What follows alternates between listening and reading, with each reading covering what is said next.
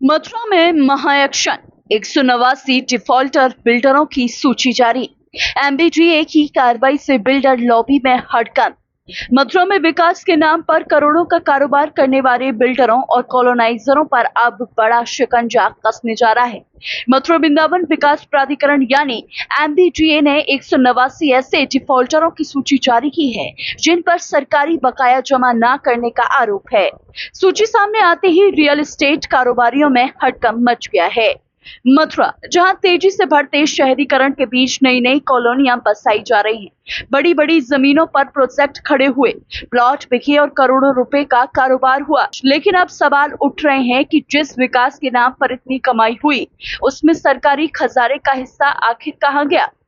MBDA की कार्रवाई ने उन बिल्डरों और कॉलोनाइजरों पर सवाल खड़े कर दिए हैं जिन्होंने प्राधिकरण से नक्शे पास कराकर कॉलोनियां तो विकसित कर ली, लेकिन आरोप है कि विकास शुल्क और अन्य देय राशि लंबे समय तक जमा नहीं की।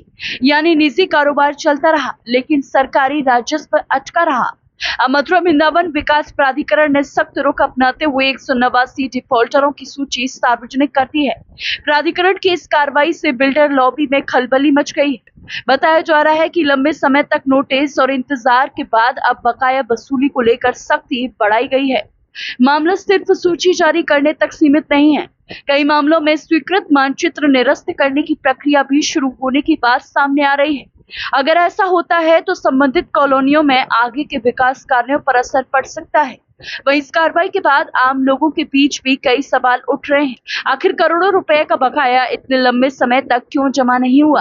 क्या जिम्मेदार विभागों की निगरानी में कमी रही या फिर रसूखदार बिल्डरों को समय मिलता रहा? क्योंकि आम आदमी अगर छोटा सा बिल समय पर जमा नहीं करता तो तुरंत कार्रवाई हो जाती है, लेकिन बड़े बकायेदारों पर सालों तक शिकंजा क्यों नहीं कसा गया? ये सवाल अब चर्चाओं में है। फिलहाल एमबीडीए के इस एक्शन से साफ है कि बकाया वसूली को लेकर अब सख्ती बढ़ने वाली है। आने वाले दिनों में ये देखना अहम होगा कि 189 डिफॉल्टरों से कितनी वसूली होती है और किन किन पर आगे कार्रवाई की जाती है।